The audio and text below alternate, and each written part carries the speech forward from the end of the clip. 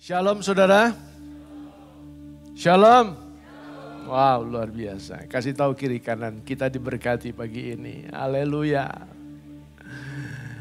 Saudara, sepanjang bulan Mei ini kita memiliki tema yaitu tentang pencurahan Roh Kudus, ya. Saya rindu sebagai gembala, saudara, ya, melihat kepada jemaat Tuhan di tempat ini khususnya. Kita mengerti dengan benar, saudara, apa maksudnya Roh Kudus diberikan buat kita. Saudara percaya Roh Kudus diberikan buat setiap kita? Roh Kudus ada dalam hati saudara? Amin? Ya. Saya rindu saudara sebagai jemaatnya Tuhan kita mengerti apa maknanya Roh Kudus diberikan buat kita. Dan apa dampaknya dalam kehidupan kita yang percaya kepada Dia. Nah saudara, Bapak Pendiri Gereja Bethel Indonesia, almarhum Bapak Pendeta Dr. H.L. Senduk, pernah menulis dalam bukunya Kuasa Roh Kudus. Beliau tulis dalam bukunya bahwa sejarah umat Allah di dunia ini terbagi dalam 3 zaman yang besar. Ya. Pertama, yaitu zaman Allah Bapa. Zaman prasejarah yang berlangsung 2000 tahun lamanya. Yang kedua, saudara, zaman Allah Anak. Ya, zaman Kristus Yesus. Dan yang ketiga, zaman Allah Roh Kudus. Saya berharap saudara bisa mengikuti sehingga kita mengerti posisi kita ada di mana. Saudara, dalam zaman Allah Bapa, dalam zaman prasejarah, hanya sebagian kecil manusia percaya kepada Allah, sehingga Allah menyatakan dirinya kepada mereka itu hanya sesekali. Ya, hanya sesekali.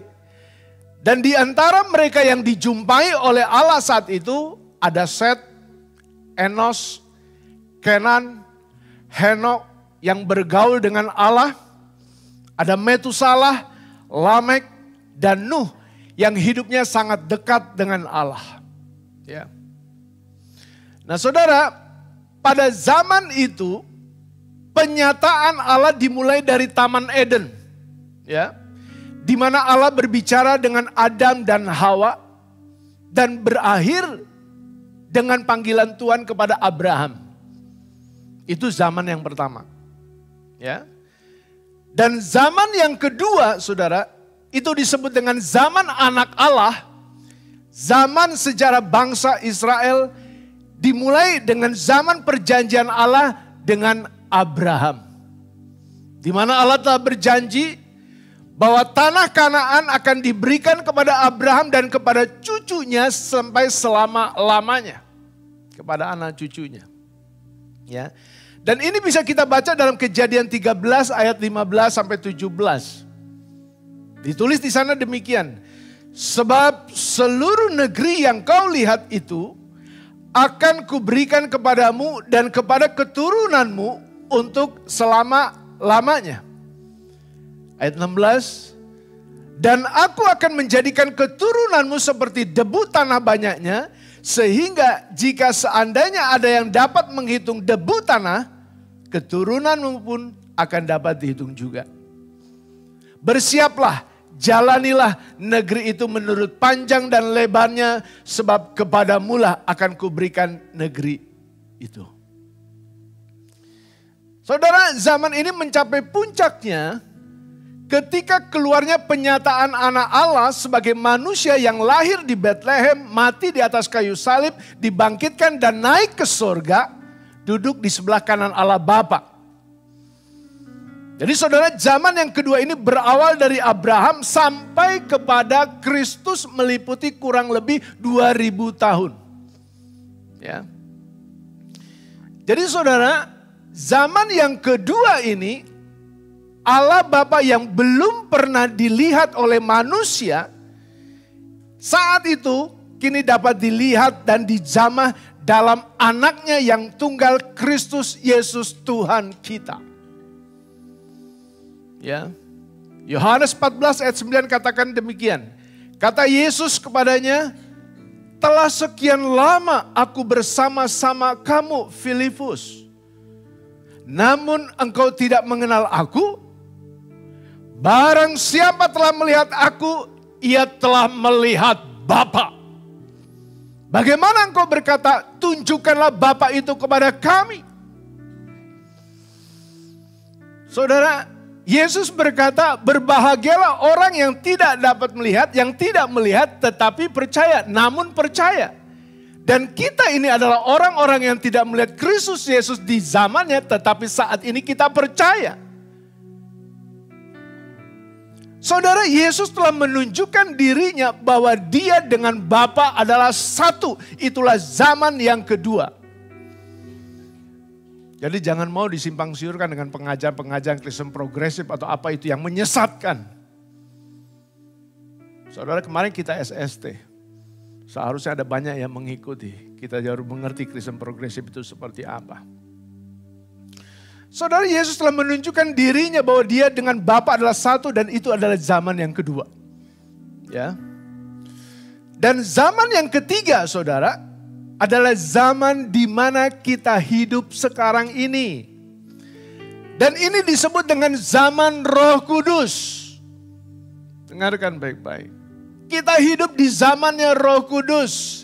Dan zaman Roh Kudus ini, saudara, adalah zaman di mana kita hidup di zaman akhir. Ya, sekali lagi saya tegaskan bahwa sekarang ini kita hidup di zaman akhir di mana Tuhan Yesus, dia akan datang segera yang kedua kali. Tuhan sendiri akan datang dari sorga, saudara. Dan kita yang masih hidup, kita nanti akan menyongsong Tuhan di angkasa. Kapan waktunya? Kita nggak tahu. Karena kedatangan anak manusia yang kedua kali, kedatangan Kristus Yesus yang kedua kali, tidak ada seorang pun yang tahu. 1 Tesalonika 4 ayat 16 sampai 17 ditulis demikian. Sebab pada waktu tanda diberi, yaitu pada waktu penghulu malaikat berseru dan sangkakala Allah berbunyi, maka Tuhan sendiri akan turun dari sorga. Dan mereka yang mati dalam Kristus, matilah dalam Kristus. Jangan mati di luar Kristus. Matilah imanmu di dalam Kristus Yesus. Meninggallah, ada di dalam peti mati kita saat itu kita berwujud, saat itu kita ada orang yang mati dalam Tuhan. Pastikan kita hidup kita seperti itu. Dikatakan apa? Maka Tuhan sendiri akan turun dari sorga dan mereka yang mati dalam Kristus akan lebih dahulu bangkit. Sesudah itu ayat 17, kita yang hidup, yang masih hidup, kalau pada saat itu kita masih hidup, yang masih tinggal akan diangkat bersama-sama dengan mereka dalam awan menyongsong Tuhan di angkasa. Demikianlah kita akan selama-lamanya bersama-sama dengan Tuhan. Saudara percaya bahwa ini akan terjadi? Halo? Saudara percaya bahwa ini akan terjadi? Mana? Mana buktinya? Mana? Sampai sekarang kok Tuhan belum datang? Banyak orang bilang begitu. Dari zaman nenek moyang kita kok Tuhan Yesus juga belum datang kok. Santai-santai aja kita hidup. Santai-santai aja kita jalani hidup ini. Gak perlu memperhatikan kekudusan kita, kebenaran kita, kesucian kita. Jalani aja yang hidup. Hati kita masih penuh dengan kebencian, hati kita masih penuh dengan kemarahan. Jalanin aja terus yang hidup. Sampai sekarang mana? Tuhan gak datang-datang kok. Mana janjinya? Katanya mau datang kembali. Saudara dengarkan baik-baik. 2 Petrus 3 ayat 9 dikatakan demikian. Tuhan tidak lalai menepati janjinya. Sekalipun ada orang yang menganggapnya sebagai kelalaian, tetapi ia sabar terhadap kamu. Karena ia menghendaki supaya apa? Supaya jangan ada yang binasa, melainkan supaya semua orang berbalik dan bertobat. Jadi saudara, kalau sampai saat ini Kristus Yesus belum datang ke dunia yang kedua kali, dan kita masih diberi kesempatan hidup sampai saat ini, sampai pagi hari ini, firman Tuhan katakan, kita harus sungguh-sungguh berbalik dan bertobat kepada Tuhan. Supaya ketika dia datang yang kedua kali, kita adalah orang-orang yang siap untuk menyongsong dia di angkasa. Karena itu saya berdoa, saya saat duduk di situ, Roh Kudus berbicara, sampaikan kepada jemaat. Yang membuat sebagai seorang gembala yang membahagiakan, yang membuat gembala itu bahagia. Ketika seluruh jemaat di tempat ini tidak ada satu orang pun yang tertinggal. Yang membuat saya bahagia, yang membuat saya sukacita sebagai pemimpin saudara, sebagai gembala yang dipercayakan, yang telah dipercayakan oleh jemaat di tempat ini. Yang membahagiakan saya, bukan saya bisa menaik mobil mewah, bukan saya pakai cincin yang mahal, bukan saya memiliki perhiasan yang banyak. Tetapi saya melihat jemaat Tuhan di tempat ini. Mereka sungguh-sungguh siap untuk menyambut Kristus datang kedua kali. Nah saudara, dengarkan baik-baik sekali lagi. Untuk itulah di zaman ini zaman akhir. Di zaman ini kita harus sungguh-sungguh bertobat. Mempersiapkan dirinya sebagai umat Allah yang sungguh-sungguh. Sebagai jemaat Allah yang kudus dan yang tidak bercela. Jangan kita asyik memperhatikan apa yang kelihatan dibandingkan apa yang tidak kelihatan. Yaitu manusia rohani kita. Selama ini kita jujur, kita lebih banyak menghabiskan waktu kita, tenaga kita, pikiran kita, hidup kita untuk apa yang kelihatan. Di mana manusia rohani kita. Sementara kita percaya satu kali nanti bahwa peristiwa kedatangan Kristus yang kedua kali ini pasti ada. Firman Tuhan dalam Efesus 5 ayat 27 bilang begini saudara. Supaya dengan demikian ia menempatkan, siapa yang menempatkan? Kristus. Ia menempatkan jemaat di hadapan dirinya. Kristus mau menempatkan jemaat di hadapan dirinya dengan cemerlang. Tanpa cacat atau kerut atau yang serupa itu. Tetapi supaya apa? Supaya jemaat kudus dan tidak bercela. Tuhan mau menempatkan setiap jemaatnya. Tuhan mau menempatkan umatnya. Tuhan mau menempatkan orang-orangnya yang hidupnya cemerlang. Yang hidupnya sungguh-sungguh hidup di dalam kekudusan dan tidak bercacat cela. Saya bukan nakut-nakutin saudara. Tapi saya harus sampaikan kebenaran firman Tuhan ini supaya apa? Kita mengerti dan sadar. Untuk apa Roh Kudus diberikan buat kita? Pertanyaannya gini saudara. Bisakah kita hidup di zaman akhir ini? Dengarkan baik-baik. Bisakah kita hidup di zaman akhir ini, di zaman edan ini saudara? Yang sudah tidak tahu bagaimana pengajarannya. Yang sudah banyak menyimpang dari kebenaran firman Tuhan. Bisakah kita bisa tetap kudus dan tidak bercelah? Menjadi pengantinnya yang sempurna? Saudara, lihat aja. Di zaman akhir ini ada banyak manusia-manusia, orang-orang yang pintar, orang-orang yang cerdas, kebanyakan sekumpulan orang.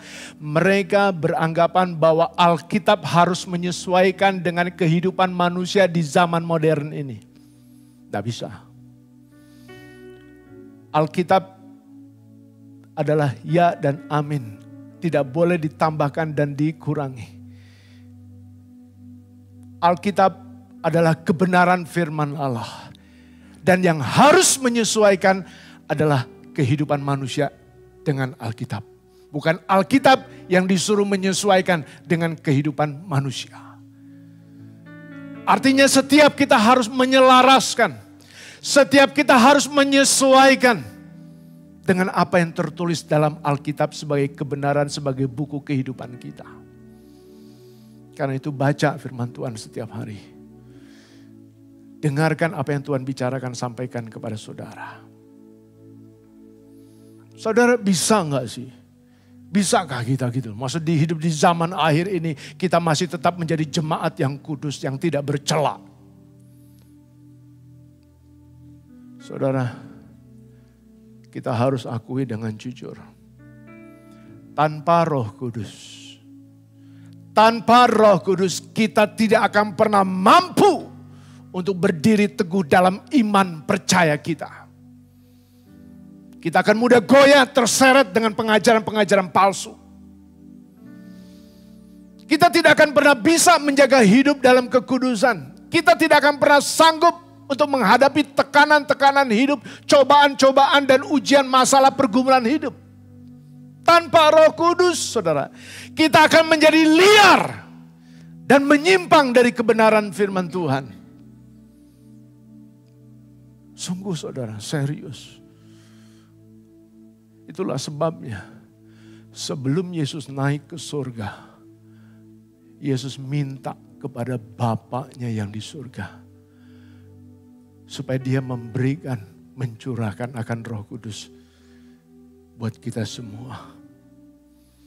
Karena Yesus tahu bahwa hidup di zaman akhir ini begitu banyak tantangan, pergumulan yang kita hadapi itu tidak mudah untuk kita bisa lewati. Karena Yesus tahu bahwa kecenderungan hati manusia itu berbuat dosa dan mengikuti arus-arus dunia yang saat ini terjadi. Yesus tahu itu. Karena itu dia minta kepada Bapaknya supaya Bapa memberikan Roh Kudus untuk menolong kita. Yohanes 14 ayat 16 katakan begini. Aku akan minta kepada Bapa dan Ia akan memberikan kepadamu seorang penolong yang lain supaya Ia menyertai kamu selama-lamanya. Sampai selama-lamanya itu pengharapan yang ada dalam hatinya Tuhan. Bapa di sorga memberikan Roh Kudus, mencurahkan Roh Kudus untuk setiap kita sampai selama-lamanya. Supaya kita sungguh-sungguh mampu menghadapi, menjalani hidup ini. Saudara jangan main-main. Kita harus serius menjalani hidup ini. Memperhatikan apa yang kita kerjakan, memperhatikan apa yang kita lakukan. Apakah kita benar di hadapan Tuhan? Mampukah kita? Tanpa Roh Kudus kita tidak mampu. Jadi yang pertama, untuk apa Roh Kudus diberikan buat kita? Untuk menolong kita. Saya bersyukur ketika saya merenungkan firman Tuhan ini membuat saya tidak takut. Membuat saya tidak khawatir untuk menjalani hidup ini. Karena ada seorang penolong yang telah Tuhan berikan buat kita. Saudara, untuk menolong kita, mempersiapkan diri. Bagaimana menyambut Yesus Kristus datang yang kedua kali. Jadi kita bukan lagi orang yang cemas, orang yang ragu-ragu, orang yang takut. Gimana ya nanti? Tidak. Tetapi jemaat Hosana ini adalah jemaat yang betul-betul siap. Siap tidak siap, kita harus siap. Sebab Kristus Yesus datang yang kedua kali. Amin. Roh Kudus diberikan kepada kita untuk menolong kita, saudara. Kita perlu Roh Kudus untuk berjalan bersama-sama kita. Saudara percaya saat saudara berjalan, saudara tidak sendiri. Ada satu pribadi yang menyertai saudara, yang melindungi saudara. Di lampu merah, di Rawamangun. Dulu saya pernah mengalami. Ketika saya bawa mobil sendirian pick up. Ada orang yang hitam sekali. Dia bawa batu besar. Dia mau pecahin kaca mobil saya. Dia mau nodong saya mau apa. Saudara tahu apa yang saya lakukan? Saya tahu. Saya nggak punya kekuatan. Saya lemah. Saat itu yang saya bisa lakukan saya hanya teriak. Saya hanya sebut dan saya hanya panggil nama Yesus, tolong. Saya teriak lebih dari 2 kali. Dan ketika saya teriak, Yesus tolong, di dalam mobil saudara, orang itu mundur. Orang itu mundur. Saya nggak tahu orang itu orang Kristen atau bukan. Tapi itu satu fakta. Bahwa kita perlu Roh Kudus untuk berjalan bersama-sama dengan kita. Karena itu ketika saudara sendiri, saya percaya seharusnya kita menyadari dia ada bersama dengan kita. Kita perlu Roh Kudus untuk menuntun kita, untuk membimbing kita. Kita nggak bisa berjalan sendiri, tahu-tahu ujungnya jurang, tahu-tahu ujungnya maut. Kita perlu dituntun oleh Dia. Apa yang menuntun kita yaitu firman-Nya. Kita perlu dituntun oleh Dia, saudara. Bahkan kita perlu Roh Kudus untuk menghibur hati kita. Tidak ada seorang pun yang tahu mungkin kesusahan saudara. Tidak ada seorang pun yang tahu mungkin kesulitan saudara. Tidak ada seorang pun yang mengerti saudara bagaimana tekanan hidup saudara yang saudara alami saat ini. Bahkan saya sebagai gembala juga mungkin nggak tahu masalah saudara yang saudara hadapi ini saat ini seperti apa. Bebannya seperti apa, beratnya seperti apa, susahnya seperti apa. Tetapi percayalah, Roh Kudus untuk menolong saudara, untuk menghibur saudara, memberikan kekuatan kepada saudara. Ngobrol dengan Dia, bicara dengan Dia, curhat dengan Dia. Dan percaya bahwa Roh Kudus juga memberikan keberanian kepada kita. Halo? Halo? Dia memberikan keberanian kepada kita untuk menghadapi masalah apapun dalam dunia ini. Untuk menghadapi ketakutan apapun dalam hidup dunia ini. Saudara ingat siapa Petrus? Petrus adalah seorang pengecut. Betul? Ya? Petrus seorang pengecut. Ya, tidak berani menghadapi banyak orang, tidak berani menghadapi masalah dia, tidak berani menghadapi musuhnya dia. Dia ketakutan menghadapi masalahnya sampai-sampai dia menyangkal berapa kali? Kasarnya bilang gila juga tuh. Selama ini dia hidup bersama-sama dengan Tuhan Yesus. Selama itu dia melihat bagaimana mujizat Tuhan Yesus. Bisa-bisanya dia menyangkal. Bagaimana perasaannya Tuhan, hatinya Tuhan. Tetapi Allah penuh dengan belas kasih. Dia mengampuni kita. Petrus, dia ketakutan menghadapi masalahnya. Tetapi lihat, setelah Roh Kudus dicurahkan, Petrus dipenuhi dengan kuasa Roh Kudus. Maka dikatakan apa? Bangkitlah Petrus. Dia tidak lagi takut kepada musuhnya, dia tidak lagi takut menghadapi masalahnya. Sebab apa? Ada kuasa di dalam dirinya. Karena Roh Kudus tinggal di dalam hati dia. Saya percaya kalau saudara tadi saya tanyakan, saudara percaya Roh Kudus ada dalam hatimu dan saudara mengatakan ya amin, maka percayalah ada kuasa dalam dirimu. Sehingga kita lihat Petrus bisa berkhotbah, ada banyak orang yang memberi diri mereka dibaptis dan kurang lebih 3.000 orang yang percaya kepada Kristus. Oh, ada kuasa di dalam dirinya. Ya. Dan itulah pekerjaan Roh Kudus. Saudara keluar dari tempat ini, pulang dari tempat ini, jangan engkau lemah. Kita harus mengalami perubahan dalam paradigma kita, dalam cara berpikir kita. Ada Roh Kudus yang tinggal dalam hidupmu. Dan dia menyatakan kuasanya dalam dirimu. Itulah pekerjaan Roh Kudus. Kalau Roh Kudus sanggup menolong Petrus, kalau Roh Kudus sanggup menyatakan kuasanya kepada diri Petrus, masakah Roh Kudus itu tidak juga bekerja buat setiap kita? Kita percaya kepada Dia, amin. Pekerjaan Roh Kudus menolong Petrus untuk menolong dalam ketakutan dan masalahnya. Apa yang menakutkan saudara pagi hari ini? Apa yang mengkhawatirkan saudara pagi hari ini? Apa yang membuat saudara sehingga saudara tidak bergairah untuk datang kepada Tuhan.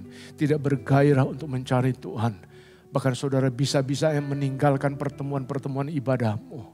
menjauhkan diri dari pertemuan-pertemuan ibadah. Apa? Tuhan mau kita semua tetap semangat. Tuhan mau kita semua tetap bergairah. Tuhan mau kita semua tetap memiliki api yang menyala-nyala terus dalam hidup kita. Apakah masalah pekerjaan saudara? Apakah masalah keuangan saudara?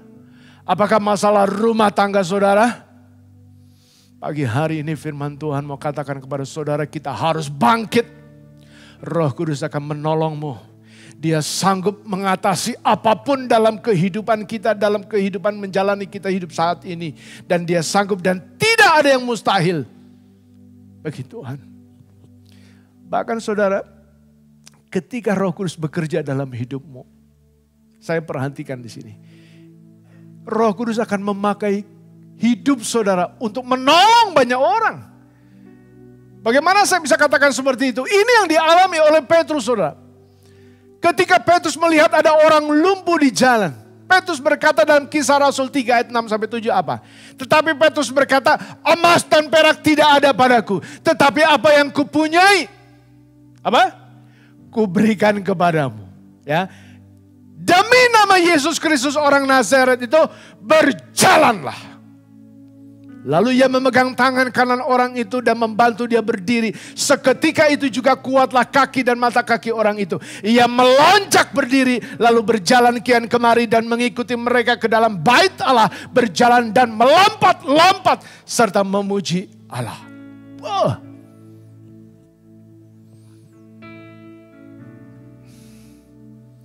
Saudara, Tuhan mau pakai hidupmu. Tuhan mau pakai hidup saudara, percayalah. Jangan biarkan pikiran-pikiran yang melemah, perkataan-perkataan yang membuat engkau lemah. Itu terus menguasai hatimu. Tapi mulai bangkit pagi hari ini. Aku bisa. Kan bukan karena kuat dan gagahku. Tapi aku bisa karena Roh Kudus bekerja dalam hidupku. Jadi untuk apa Roh Kudus diberikan? Untuk menolong kita mengalami kuasanya. Yang kedua, dengarkan baik-baik. Untuk apa Roh Kudus diberikan? Yesus katakan dalam Yohanes 16 ayat 8, dan kalau ia datang, artinya kalau Roh Kudus datang, ia akan menginsafkan dunia akan dosa, kebenaran dan penghakiman. Ya, jadi Roh Kudus diberikan kepada kita untuk apa?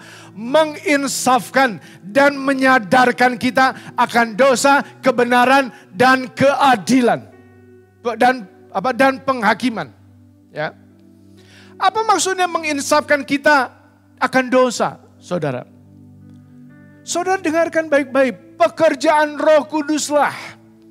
Kita bisa membedakan mana yang dari Tuhan, mana yang dari si jahat. Pekerjaan Roh Kuduslah.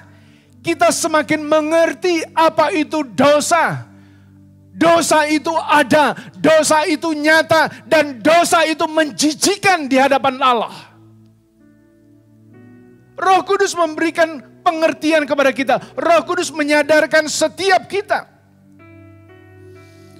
Lalu ada enggak orang yang boleh dikatakan yang tetap asik dengan dosanya? Ya bohong aja terus. Korupsi terus jalan terus. Gak jujur yang gak jujur terus. Gak ada rasa hormat terus. Gak mau tunduk, berontak aja terus. Kata-kata kasar, tetap aja ngomong kata-kata kasar. Padahal dia orang Kristen, orang yang udah percaya. Ada gak orang yang tetap asik dengan dosanya? Dia tahu itu dosa, tapi tetap jalan terus. Bahkan menikmati dosa itu. Saudara, bahaya. Bahaya saudara, celakalah kita. Kalau kita hidup di dalam dosa. Karena itu Roh Kudus diberikan buat kita. Supaya kita sadar. Supaya kita eling. Supaya kita ngeh. Supaya kita insaf. Supaya kita jangan terus hidup di dalam dosa. Kita bisa jatuh ke dalam dosa? Bisa. Tetapi persoalannya ketika saudara jatuh ke dalam dosa, saya percaya Roh Kudus akan berbicara kepadamu. Bangkit nak, bangun nak, jangan kau ada terus di situ. Aku mau kau keluar dari perbuatan jahatmu, dari perbuatan najismu, dari kata-kata yang kotor yang keluar dari mulutmu. Stop nak mulutmu, stop nak hatimu yang membenci, ampuni dia nak. Roh Kudus itu begitu lemah lembut, dia berbicara kepada setiap kita. Kita bisa jatuh dalam dosa, bisa. Tapi dia nggak mau kita hidup dalam dosa. Karena kalau kita hidup dalam dosa, kalau kita terus membiasakan diri dalam dosa, saudara, kita akan hidup di dalam kebinasaan. Karena kita tahu upah dosa itu adalah maut. Upah dosa itu adalah maut. Jadi gini pagi hari ini kita bersyukur kepada Tuhan. Kita bersyukur kepada Allah Bapa. Karena Roh Kudus adalah pribadi yang hidup. Yang selalu ada dan hadir dalam hati kita. Yang selalu ingatkan kita akan dosa. Amin. Masih di Yohanes 16 ayat 8 dikatakan apa, saudara? Kalau ia datang, kalau Roh Kudus datang, ia akan menginsapkan dunia akan kebenaran. Saudara, saya percaya begini loh. Hari ini saya sendiri percaya kepada Yesus Kristus sebagai Tuhan dan Juru Selamat. Dia rela mati berkorban buat saya. Kristus Yesus adalah kebenaran sejati dalam hidup saya dan satu-satunya yang menyelamatkan hidup saya. Dan hanya ada satu nama keselamatan itu hanya ada dalam satu nama, Yesus Kristus. Itu karena Roh Kudus. Itu karena Roh Kudus yang menyatakan dalam hati dan iman saya. Dalam hati dan iman kita. Makanya saudara mau duduk diam. Maka saudara mau datang kepada Tuhan. Mencari Tuhan. Karena Roh Kudus yang bekerja dalam hatimu. Karena Roh Kudus yang memberi kesaksian dalam hidup kita, dalam diri kita. Jadi kalau ada orang yang percaya menerima Yesus dan bertobat, itu bukan pekerjaan manusia. Jadi jangan sombong. Kalau ada hamba Tuhan, ada orang-orang yang banyak bertobat, dibawa kepada Tuhan. Itu bukan karena pekerjaan manusia. Tapi oleh karena pekerjaan Roh Kudus yang bekerja dalam hati orang-orang yang percaya dan bertobat itu. Persoalannya kita siap gak dipakai Tuhan. Masih di Yohanes 16 ayat 8. Dikatakan apa? Dan kalau ia datang, kalau Roh Kudus datang, ia akan menginsafkan dunia akan apa? Akan apa? Penghakiman. Yang ketiga tadi. Saudara sadar gak? Gini. Kalau nanti akan ada penghakiman. Halo? Pengadilan itu ada. Sadar gak? Percaya gak? Penghakiman dan pengadilan itu ada.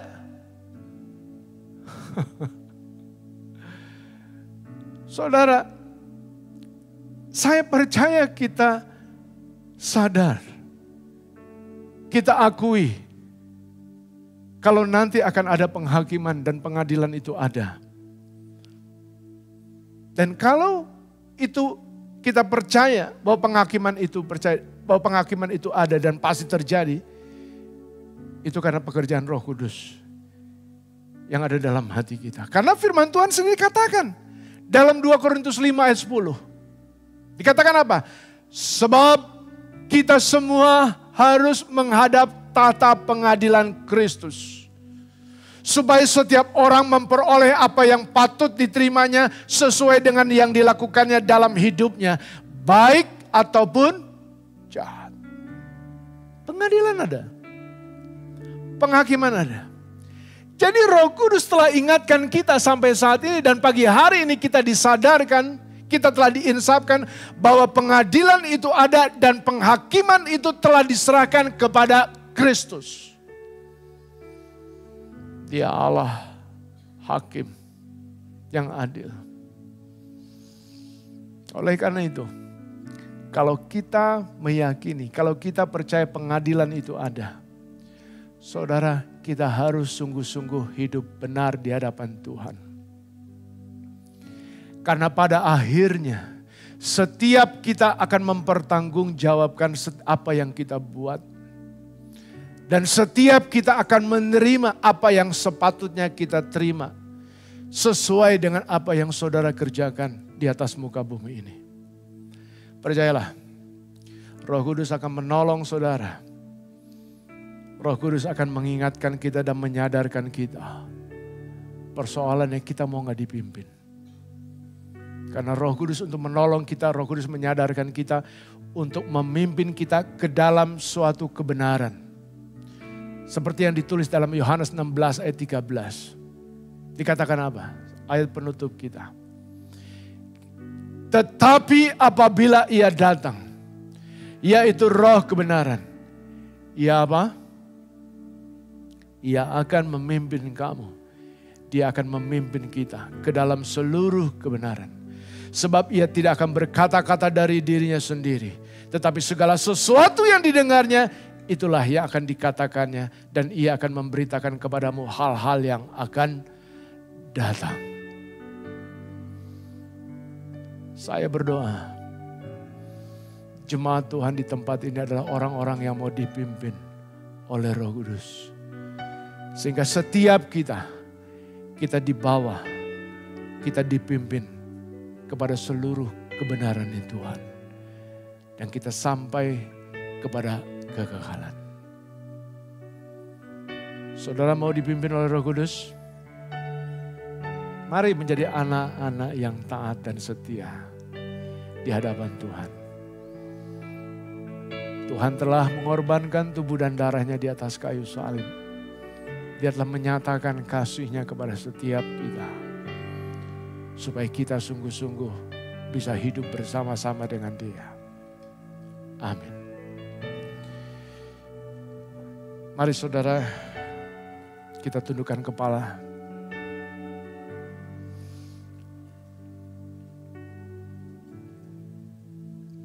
Biarkan saat ini 1 menit Roh Kudus berbicara kepada hatimu.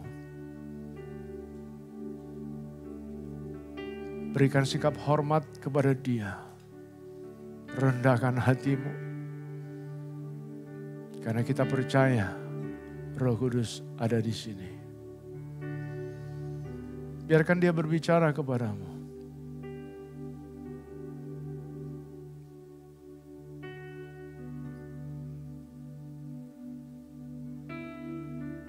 Bicaralah Tuhan.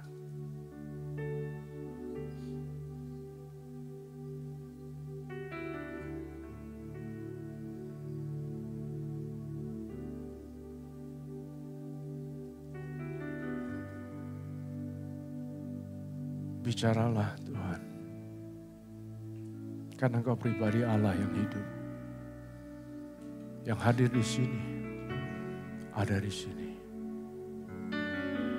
Engkau sanggup melepaskan ikatan-ikatan, belenggu-belenggu dosa. Engkau Allah yang sanggup untuk membebaskan para tawanan. Engkau Allah yang sanggup untuk memulihkan keadaan. Engkau Allah yang sanggup untuk mengatasi masalah-masalah kami. Terima kasih Tuhan. Roh Kudus, berkaryalah dalam hidup anak-anak-Mu di tempat ini. Kami mau dipimpin oleh Tuhan. Pimpin kami seturut kehendak dan jalan-Mu. Dalam nama Tuhan Yesus, kami berdoa. Amin. Saudara, sebelum kita masuk perjamuan kudus, kita akan sama-sama membaca pengakuan iman Gereja Betel Indonesia. Dan saat kita membaca, saya rindu kita tidak hanya sekedar membaca. Tetapi kita mau membaca dengan sungguh-sungguh dan segenap hati kita. Mari kita berdiri bersama-sama.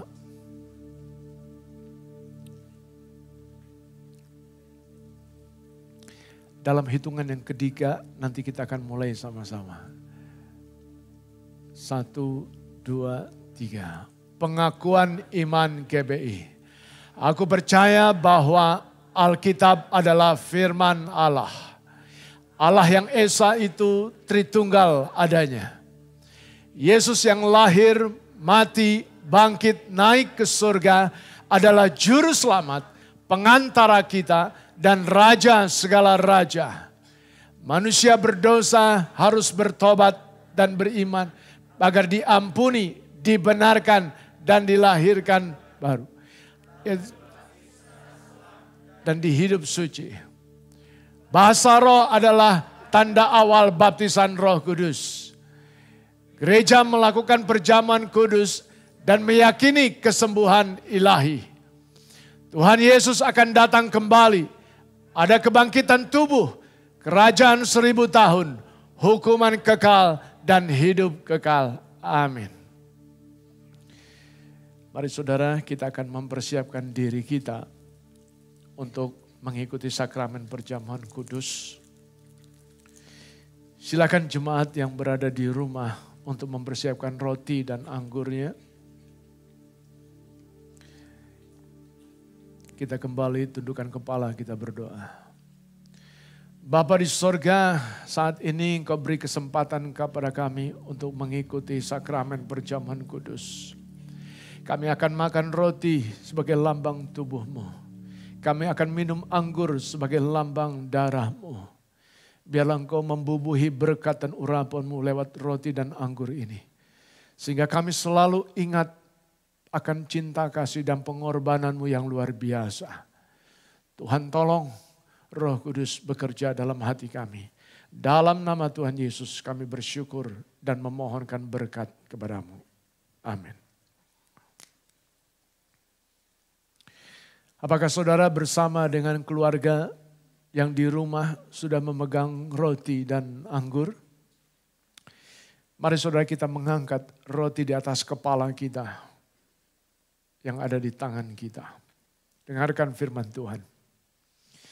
Sebab apa yang kuteruskan kepadamu telah aku terima dari Tuhan.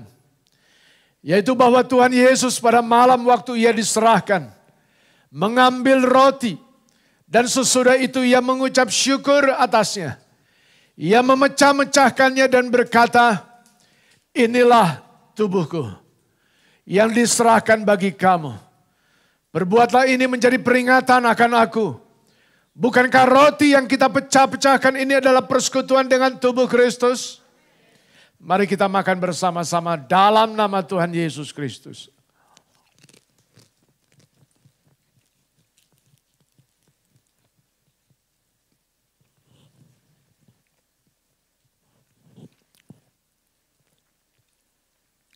Mari kita mau mengangkat cawan yang ada di tangan kita.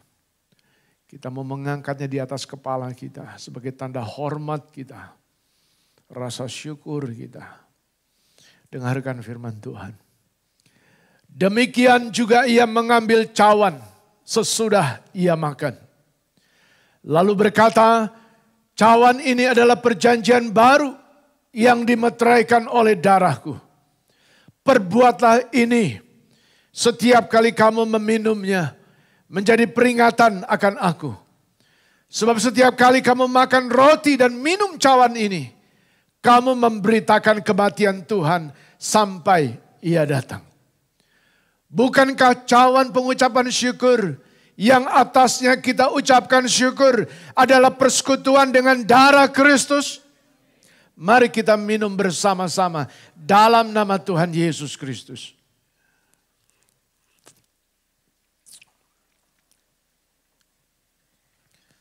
Saudara, mari kita mengucap syukur kepada Tuhan. Mengucap syukur atas apa yang telah Tuhan kerjakan buat kita. Pengorbanan tubuh dan darahnya yang begitu luar biasa. Tidak ada seorang pun yang sanggup untuk memikul dan menanggungnya. Hanya oleh Yesus Kristus kita boleh diselamatkan. Karena itu satu-satunya nama yang layak untuk kita puji, untuk kita sembah, untuk kita tinggikan, untuk kita agungkan, untuk kita muliakan. nama Yesus Kristus, Anak Domba Allah yang telah rela mati dan berkorban bagi kami Tuhan. Bersyukur, bersyukur, bersyukurlah akan cintanya. Oh. Naikkan syukur hanya bagi Yesus. Kaulah Tuhan. Yes. Sembah Dia, sembah Dia. Dia yang layak. Terima pujian, kemuliaan. Oh, haleluya. Haleluya.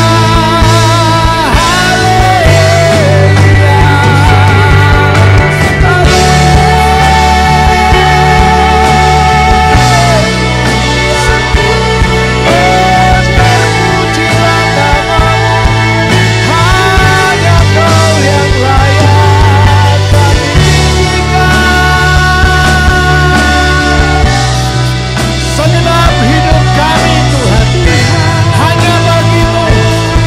Seluruh kehidupan kami Tuhan, hanya milik-Mu. Kami persembahkan pagi hari ini jemaat-Mu ke dalam tangan-Mu.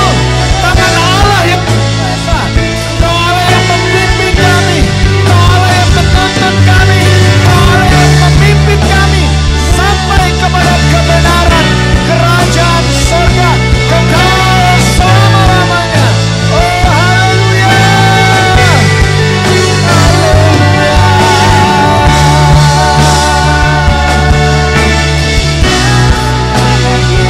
Terima kasih Tuhan.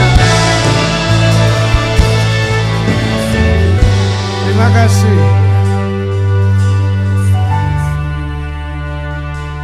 Diberkatilah jemaat yang dikasihi Tuhan.